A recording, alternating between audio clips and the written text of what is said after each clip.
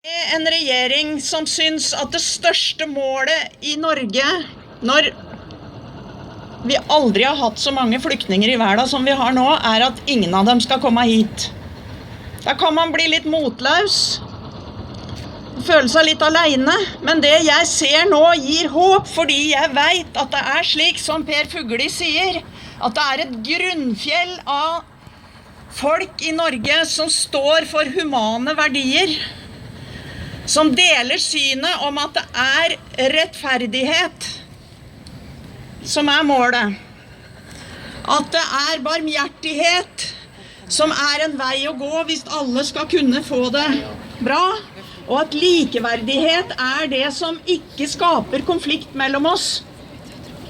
For hvis vi ser på hverandre med respekt som likeverdige, så blir konfliktene små og mulige å ta vare på, eller ordne opp i. Akkurat nå vet vi ikke hvordan situasjonen er, for eksempel i Aleppo, eller i Jemen for den delen, i Sør-Sudan, eller i deler av Nigeria og Mali, der det er veldig alvorlige situasjoner. Men det vi vet er at folk rømmer for livet sitt. Og jeg vet at hadde det vært meg, og mine unger og mine barnebarn, så neimen om jeg hadde sittet stille med hendene i fanget, og latt meg enten ta til fange, eller svelte i hjel, eller blitt drept av bombene. Jeg hadde tatt med meg ungene mine og barnebarna mine og gått. Prøvd å berge livet. Prøvd å finne en liten gnist av trygghet og frihet et sted, og det er akkurat det folk gjør verden rundt. Hvorfor skal vi da snakke om dem som om de var farlige kriminelle som kommer hit for å ta noe fra oss? Eller at de er lykkejegere som ønsker å snylte på oss og ikke gjøre noen ting selv? Jeg har vært ofte på mottak og snakket med disse unge gutta som kommer fra Afghanistan for eksempel, og de har ikke noe annet å si til meg enn «Når kan jeg begynne på skolen?» Det er folk som vil bidra, det er ressurser, det er folk med masse ressurser som kommer hit, og som kan være et godt tilskudd til dette landet hvis vi behandler dem med respekt og gir dem muligheter til å klare seg her, og ikke minst gir dem den tryggheten som vi selv tar som en selvfølge.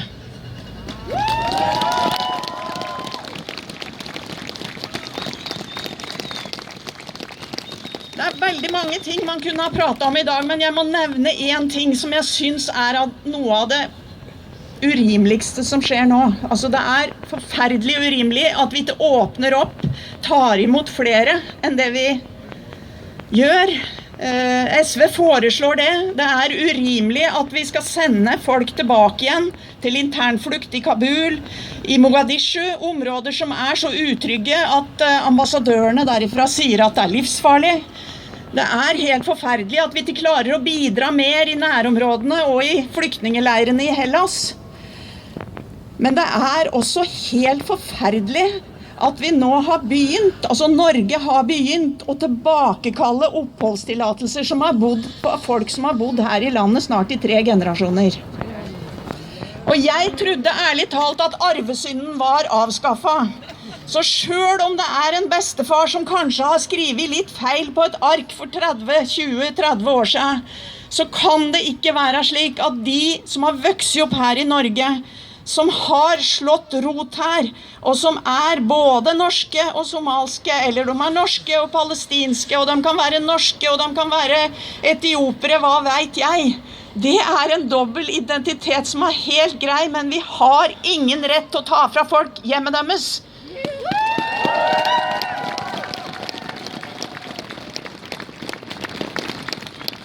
Så kjære alle dere som nå tenner et lys for håpet om at vi skal kunne både snu denne politikken i Norge, og at det er et håp for at verden også skal kunne finne flere løsninger på konflikter som eksisterer.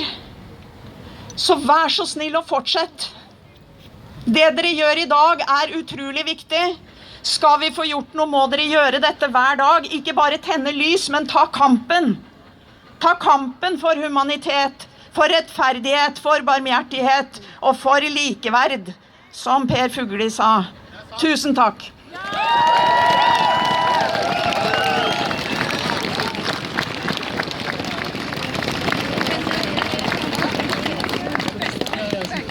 The next speaker is Dimitris Christopoulos. He is the president of Fédération Internationale de Ligue des Droits de l'Homme. 8 years of French in school, and I get to use it like every second year in a demonstration. This is one of the world's largest and most respected human rights organizations. And Christopoulos is also someone who knows the situation in Greece very well, and we are glad to have him with us here tonight. The floor is yours.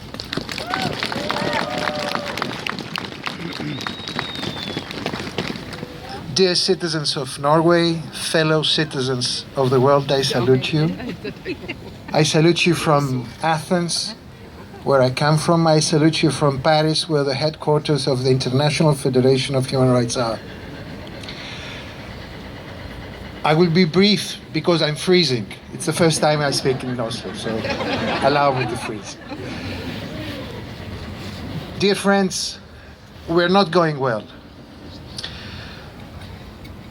From the northwest part of India to the Central Asian parts of the continent, to Middle East, to the African shore of the Mediterranean, our world is collapsing. Failed states collapse one after the other.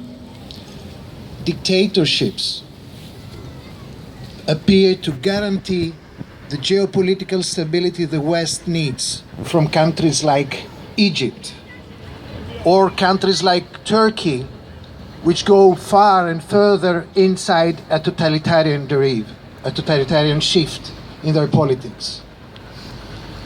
What is the impact? What is the result of all this? Obviously, migration and refugee flows from the south to the north and from the east to the west. It could not have been otherwise. Yet, where do these people go? Do they come to Norway? Of course not.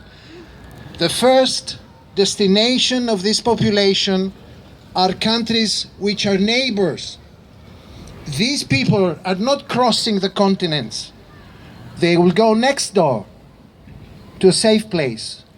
And that is why Lebanon, Jordan, even Turkey are facing, in some places, a real humanitarian refugee crisis.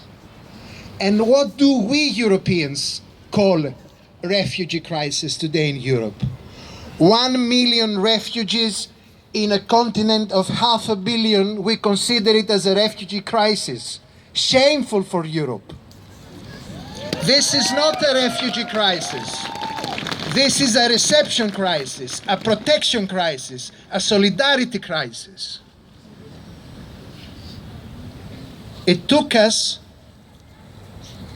a century and 2 world wars to construct a normative human rights international law framework to protect human rights of every human being, and particularly rights of refugees. 1 million refugees in Europe are enough for us to get rid of what it took us 2 world wars to construct. Shame for Europe again.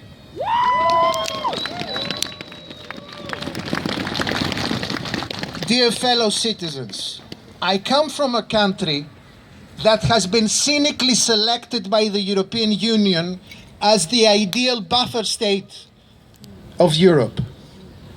I come from a country that in its own drama has to face now a crisis within the crisis, which has to do with the fact that this shameful EU-Turkey deal on refugees stores people in Greece and Turkey in the most cynical of the moments of the EU politics until today.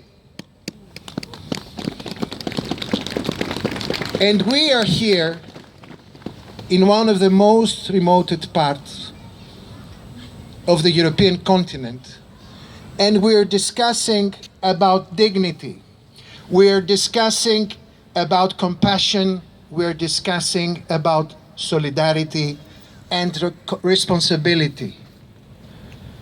You cannot be a rich and wealthy society if you don't share the responsibility. You might be a rich and wealthy island somewhere lost in the north of Europe, but at the end, if you not take the part of responsibility you deserve, then you will not be respected in the long run. So my message to you, try to do your best to convince the people who govern this country that there cannot be any island in the north part of Europe which might not be affected at all by what is happening in the rest of the world. We need to share responsibility, and that is why we hope. Hope is an existential position of fighting back for our rights. Thank you very much.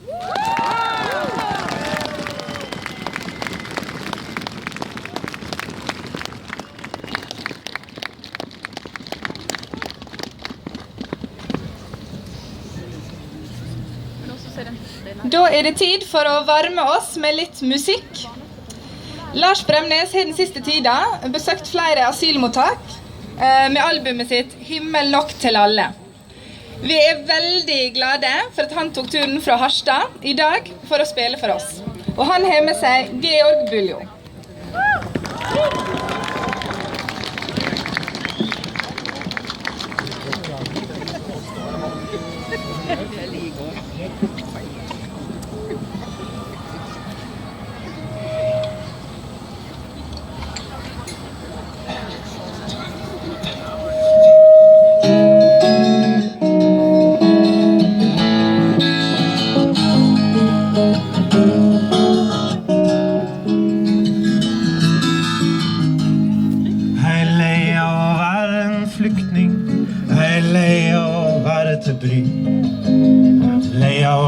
Etter smettorp, lei av å lete etter liv, lei av å være problemet, det ikke jeg som har bomba med et land, jeg lei av å være en flyktning,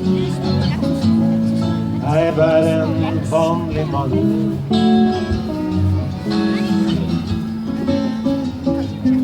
Noen ser bare fargen på huden, noen ser bare religion. Noen ser meg som apokalypsen, jeg savner å være en person. Når jeg lei av å representere Gud eller et folk eller land.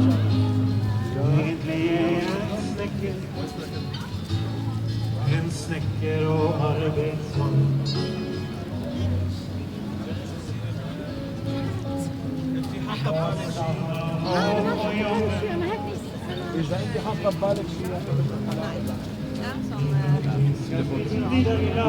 Med unga når det blir kveld, savner å sitte med venner og være lekter på en tål, og flire så høyt at man glemmer seg selv.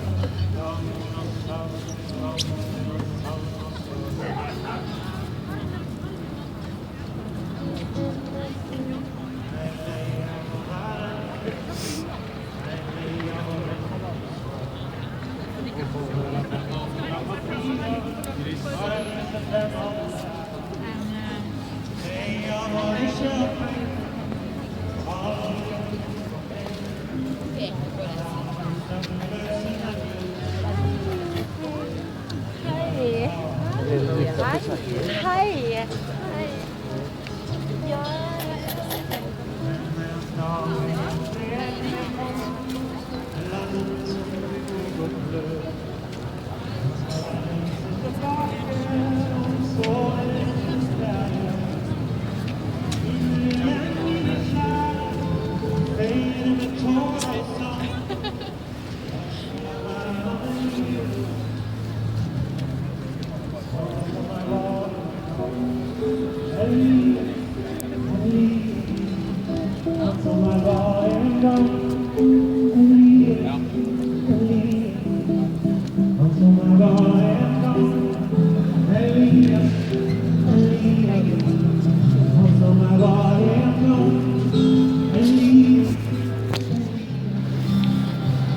som var en gang.